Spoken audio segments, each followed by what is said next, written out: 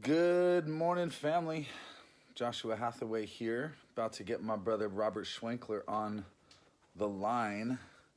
And we're here to chat today. We're just asking a very simple question, dude. Do you give a fuck? Or are you trying to get a fuck? And within the parameters of that question, there is such a vast and important distinction. And so we're going to talk a little bit about it. Are you showing up as a gift? Are you showing up in generosity, trusting that your presence is a gift and giving that gift freely? Or are you engaging in some kind of economic exchange? Are you trying to get something? The work we do with men around authentic dating. And there he is. What's up? Whew. Man, it's like really pitchy somehow. Something's going on back there that's super pitchy. But hello, brother, and welcome. Hey, I can put my headphones in and see if that helps. Shanti Stun, wow, flaming narcissist. Thanks, I will unfriend you now. I would love for you to stick around for a second, sister. I think you may have jumped to a conclusion, but I understand your sensitivity around this. So, yeah. Do you give a fuck, or are you just trying to get a fuck, Robert? Yeah, so I want to start off with just speaking a little bit to a lot of what we get from men who we support around dating and around connecting with women, which are some pieces that these guys are just struggling with. You know, there's a lot of fear that flirting is actually manipulative or exploitative.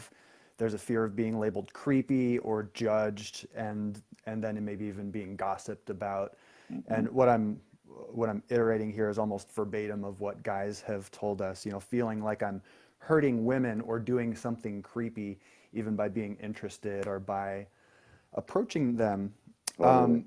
And what I find is when we start to go a little bit of a layer deeper, these guys, number one, they're afraid that they're actually just going to be takers. You know, there's so much in our culture around men taking on a lot of different levels emotionally. You know, women bearing the emotional burden in a relationship, all the way over to men literally taking sex, you know, forcefully. Well, I mean, let's also put this in context. There's a multi-million dollar industry of pickup artistry in this world that is Yeah. basically designed to help men to utilize women's psychological predispositions to get them to fuck them. Like that's the bottom line of that stuff. And I think it's really interesting. Hey, Rebecca. Hey, Mark. Hey, Emily. It's great to have you guys on. Thank you so much for listening. And ladies and gentlemen, please like drop anything that comes up for you as you hear us talk. Any questions, any comments? We'd love to hear from you. And what I want to say is, you know, if there was we don't see a multi-million dollar pickup industry called like gold digging artistry, right? Like how to have a man think that you like him so that he'll give you money. Like that's not a thing, right? But there is this thing where how to get a woman to give you her sex, right? And use like psychological leverages to do that. So this is like the water we swim in right now is Yeah. this culture of take. And it's, I promise you, there's a better way. There's a Yeah. better way. And like I was speaking to, there's a lot of the guys that we work with are on the other side of the spectrum. They see what's been going on over here of how much taking energy is, taking energy there is, and how much men have been trained to take in these ways and are still being encouraged in a lot of ways to take like this. Yeah. So there's a whole other flavor of guys, and this is a lot of the American population, in my experience, of guys who are afraid to be that. So they swing all the way over to the other side of the pendulum. If you're a dude watching this, it's likely that you tend toward this side because that's what our audience tends to be. And here's the thing is that a guy who's still living his life afraid of being exploitative or afraid of being manipulative or afraid of being a taker is still on some level going to always end up being a taker. It's this weird Nice guys. paradox where Exactly. we become the thing that we're afraid of. Nice guys, you know, nice guys end up being incredibly manipulative, actually, oftentimes because they still want something, but they'll never overtly say what they want, and they'll manipulate the situation to try to get what they want. We spoke about this Yeah. last week around friend Yeah. zoning. And it's, you know, the process, it's not a question of do you want to get something here? Because we all want to, there's some part of us that wants something. It's about being congruent with that part of you that wants something and recognizing and not letting it operate unconsciously to try to sort of manipulate the situation to get what you want. And to recognize fundamentally that when you show up in generosity as a gift, then you are creating a generous world around you. You are inhabiting a trustworthiness. And you are, when you bring shame and when you bring fear and when you bring a desire to get something, when you bring an objective that you're either going to succeed at or not, when you approach a woman to make a connection, then you are setting yourself up to live in a paradigm of scarcity, and you're setting yourself up to be untrustworthy because a woman, her nervous system is going to sense that in you in an instant, and it's not going to go well for either of you. Yeah. So how do we shift that paradigm into being a giver and not a taker? Yeah, how do we do that? How do we recognize the precious and irreplaceable value of our own presence? Right? How do we allow our presence to be a gift that we give?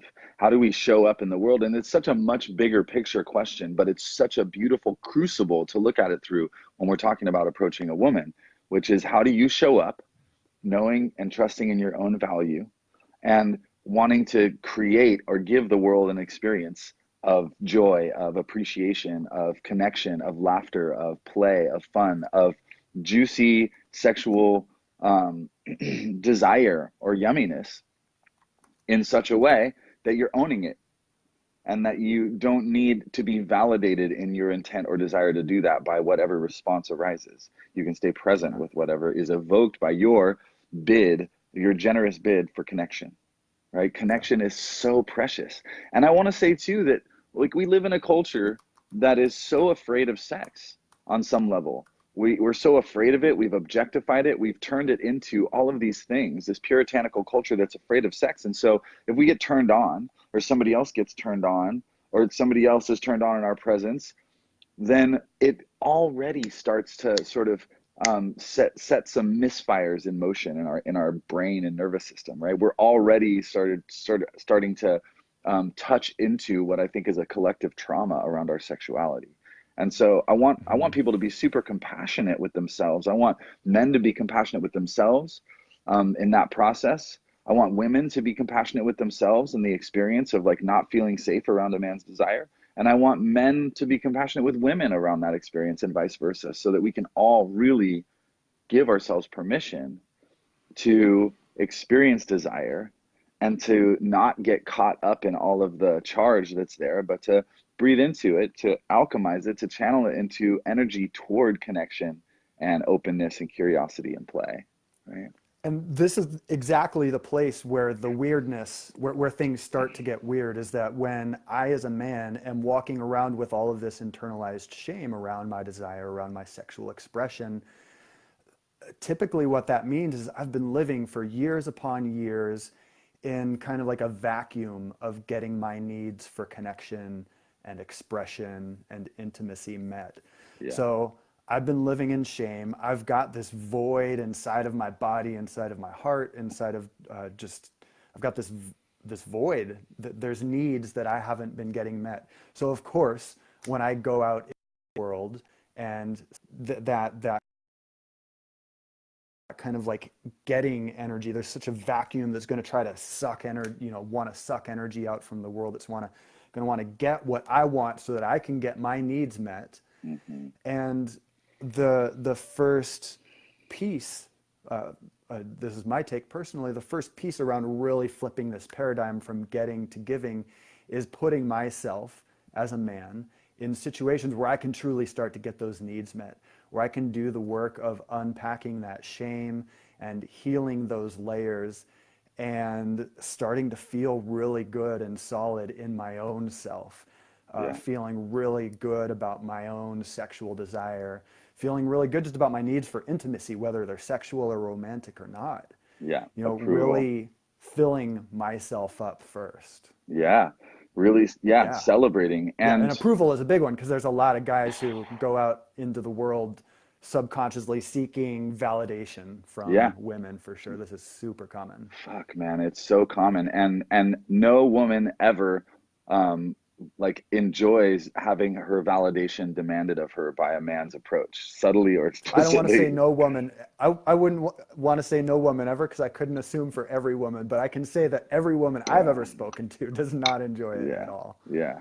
Yeah. And so, like, how do we do that? How do we cultivate that kind of self-possession and that kind of grace, especially as if we feel hopeless about having our needs for like an authentic romantic connection met? Um, Yeah. Yeah. And and the first step is in go ahead. the first part of it is in the realm that I'm speaking to here of putting ourselves in situations and spaces where we can actually start to get those needs met. Instead of going and taking a pickup course where I just go learn how to go out into the world and get better, I put myself in a men's group maybe, or Hmm. you know, in Authentic Dating Secrets, the training that we run. That's a lot of what we do is helping guys unpack these layers and get free Yeah. of the shame and start to actually get some of these deeper parts filled up for And themselves. Robert Devin asked a great question. He's like, what if it's not internalized shame?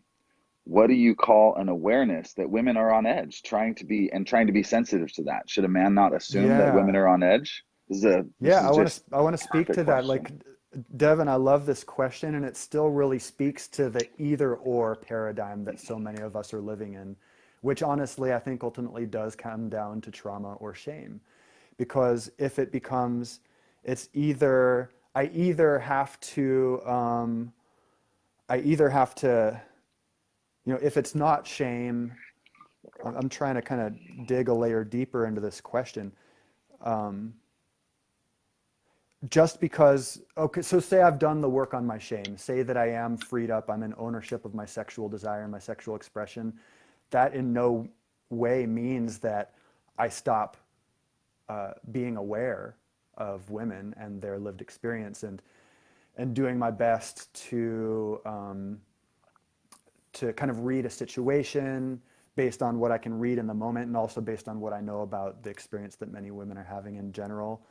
There's absolutely no need or reason to choose. And what I would say is that to the extent, this is actually my experience, to the extent that a man has done his work around resolving shame, he's actually much more available to read situations and to be living in the world with the awareness that women are on edge. And he is actually much more capable of being sensitive of Right. these kinds of situations Yes, because there's and no doing it in a doubt. way where doing it in a way where he's not shaming his own desire. He can go and make contact, or he can speak something that's true for him and be able to hold space for the response that comes up. Say it lands wrong, he's not going to get as triggered and maybe get defensive, Yeah. or you know, he'll be able to be empathetic and stay present with this person. Yes, because I mean, there's no doubt that we live in a world where um, women are objectified. It's we live in a misogynistically informed culture where we all devalue the feminine. That women are objectified. Their sexuality is objectified, and many women don't feel safe, right? So how do we? And most of what has been unsafe behavior is unconscious behavior that is not able to really consciously sort of handle the level of desire or the level of the level of desire in the nervous system, and so that gets expressed unconsciously in weird, shadowy, painful, harmful ways. So when we can be, as a man, both sensitive and attuned to the fact that we live in a world that often doesn't feel safe for women, and we can show up as safe in our own bodies, as a safe container for our own desire, and as a safe space for whatever that authentic expression of desire evokes in the woman in front of us, then we're actually creating reparative experiences. We're moving in the world and repairing the big divide and big either or that Robert was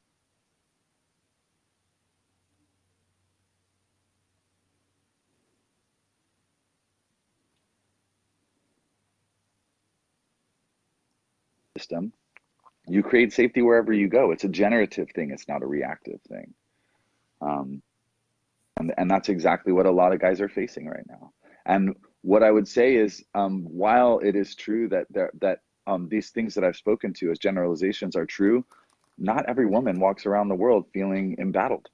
I talked to many women who absolutely adore being adored in public, who love having men approach them and express their curiosity, their desire for connection with them, to say things that acknowledge and compliment their beauty or their brilliance or whatever is Yeah. seen in them. And so that's not a general experience. So we can't. It's dangerous to generalize that every woman walks through the world feeling on edge, because that's just, I've heard way too many examples to the contrary. Um, and but the work here is the same either way. Are you here to give, or are you here to get? The energy of giving is so different than the energy of taking or getting. The energy of being willing to give an experience, to give presence, to give a compliment that is sincere, to give your vulnerable bid for connection is so much different than this sort of furtive, like, I hope that she responds to me. I hope I can get her phone number, or I hope that she doesn't shame me for my, like, you're still, if that's your inner dialogue, then you're still in a get mentality, and it's not a give. And so I really, I can't emphasize this enough. And when we work with men, we give them so many opportunities to go out into the world as a giver, as someone who has a vision for the way they want the world to be, a world where people are exchanging beautiful, complementary, connected energy everywhere. That it's a safe world for all of our desires, including the desire to not have any more, like, words exchanged with each other if something gets weird or it feels off, right? Like, I want to live in that world where we feel safe with each other, where we connect with each other. And the only way that we build that world is through going out and making some vulnerable bids for connection in the world. Um, so, Yeah. do you have anything you want to say to wrap it up? I feel like we're coming around here. Yeah, well, I feel like I started to get a bit into how do we actually make this shift. You know, I spoke to some of the inner work around undoing shame and kind of shifting into more approval around our own desire and our own experience. But I feel like there's a little more unpacking that we could do there that would be really valuable. I would love to hear you speak to what is it inside of a man that actually allows him to make this shift from getting into giving. And what does it look like when a guy is out there giving instead of trying to get? Mm, yeah, I mean, there are so many layers to it, right? And one of the layers is that when you are really willing to honestly look at the part of you that's trying to get, like, that's the first step. You have to be willing to compassionately look at and be with the part of you that wants to get. And the part of you that wants to get is coming from scarcity. Like, there's a really easy way to check your sort of frequency, to check your vibration. Am I in a state of having something to give, or am I trying to get something? Like, that's universal. I don't care what kind of body you're in or who you want to fuck. Like, when you're in a state of I'm in a state of generosity and generativity, you're at a high vibration. When you're in a state of, well, what about me, or I need to get something, or I don't have enough, you're in a low vibration. You're living in a state of constriction and what's the word, uh, like, not enoughness. And so on a very fundamental and simple level, coming back again and again to the a paradigm of enoughness, and getting out of a sense of scarcity, by just, like, taking a few breaths and remembering, like, there is enough. Like, I am enough. I have value. And it comes back to our sense of value and our sense of worthiness too, right? And so being willing to look at and acknowledge the ways that you consciously and unconsciously try to get, and having compassion for yourself, coming back again and again to a state of awareness that is generative, and that is recognizing that it's not what's happening out here, it's the state from which you are experiencing and responding to what's happening out there that is the most important. um, and and it's also about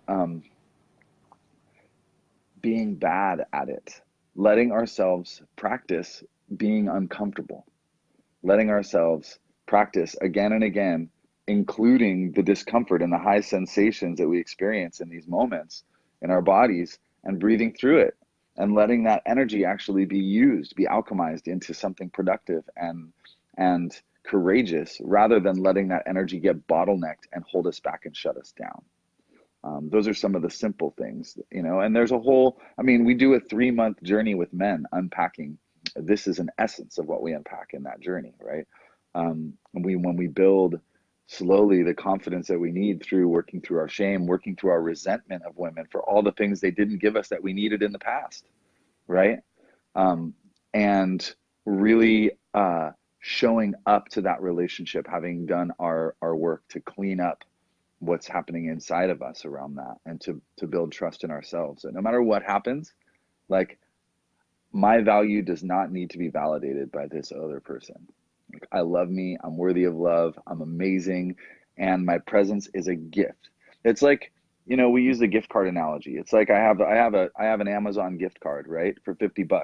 And if I walk up to somebody and I offer that Amazon gift card for $50 to them, and they're like, no, I'm good, no thanks. Like, does that change the value of the gift card?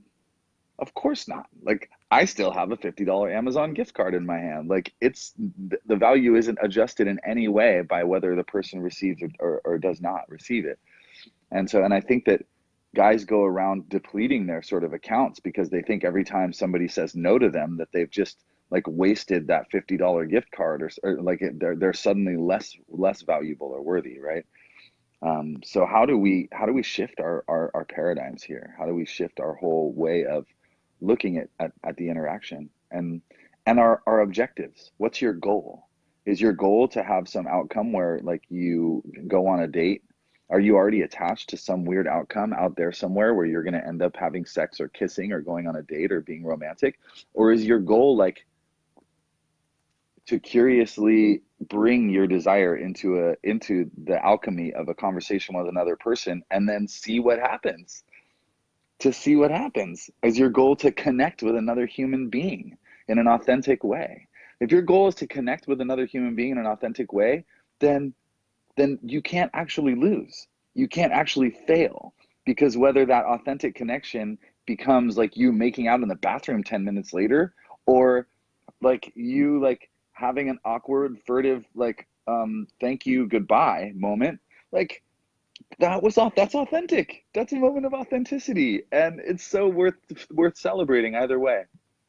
So those are some of my thoughts. Yeah, I feel like that last piece really kind of sums it up, of what becomes available once you are able to shift into being more of a giver. It is just being in the inquiry, like seeking honest, genuine connection. And this, the way that it looks over here isn't any better or worse than how it looks over here. It's not bringing expectations into an interaction, not needing or obligating on some level that the other person respond a certain way, and you just connect with them where they're at. It's unconditional. Totally. Like, we all want unconditional presence and acceptance and love, and that's really Totally. what we're speaking about here. Totally. And what I want to say, this last piece, which is essential to understand the whole dynamic here, is the dynamic of what happens when you bring a demand into a situation, right? Every human being loves their sovereignty. We all love to be free. We all love to make choices that are coming from a place of authenticity and genuineness, right? And when I bring a sense of demand to Robert, any sense of should, or I need you to, or I expect you to, or if you don't, dot, dot, dot, then that Robert feels that no matter how subtle my demand is, Robert's system Which, and feels that. I want to create a piece of context here. Anytime I'm approaching a woman worried if she's gonna give me the kind of response that I want, this is happening. Yeah, on some level, I'm So like, she better be, she better accept it, or else, or else I don't, or else she's going to invalidate me. yeah, And so when we bring demand energy, we inspire resistance. Most human beings, in most situations, there are times when we inspire somebody capitulating and just giving us what we want. And women, I know that you've known many, many times what it's like to feel a sense of demand energy and to submit to that demand energy because you were afraid of the consequences of actually authentically saying no, right? And we want to learn how to completely kung fu that shit, completely tai chi that energy, that demand energy that comes, so that we can still know what our authentic response is. But when I bring demand energy to somebody, it's hard for them to have an authentic response because some part of them is already defending their sovereignty. And it's like a no up front. I'm like, oh no, like I'm a no to whatever you're asking me, even if I already wanted to do it because you're demanding it of me and I need to feel sovereign, right? And so just understand that it's a subtle thing that's awake and alive and moving in so many relationships, that we bring demand energy. And how can you root out that sense of demand or should or expectation or like subtle consequences for not doing it the way you want it done, and really bring an open and curious attitude of sharing desire without demand, right? Ooh, Yeah. I really want to connect with you. I find myself really curious about you. Would you like to connect with me? Like, you don't know what's going to happen next if you just bring your true desire, and whatever happens next is fine, as long as you can respect it and honor it and see this woman's experience and not sort of have any level of demand that she reciprocate your desire to connect. Yeah. Beautiful. Yeah, Let's wrap. yeah. Let's rap about demands and desires. We're going to talk to the ladies and the sires. We're going to get a little medicine for how we connect, because the world's going round and it's up in my neck. I don't know. That was it. That's what I got right now for a wrap. Yeah. How's that sound? Yeah. Thank you, everybody, for joining us today. Thank you everyone for tuning in. We're going to come back to the comments and connect with you a little bit more. We couldn't respond to everything live, but really appreciate you tuning in, and please, like, share your thoughts with us. Share how you've overcome your fear of approaching, or women, your fear of being approached. Like, what's your attitude towards being approached? What feels really good to you? How does a man show up in your, how does a stranger show up in your world and bring an energy that feels like good, that you can welcome and that you feel safe around? Like, what does that look like? And we're going to be doing these videos once a week. And if you want to hear us, women or men, if you want to hear us speak to any particular topic, let us know. Yeah, please do. All right, team. Yeah. Until next time.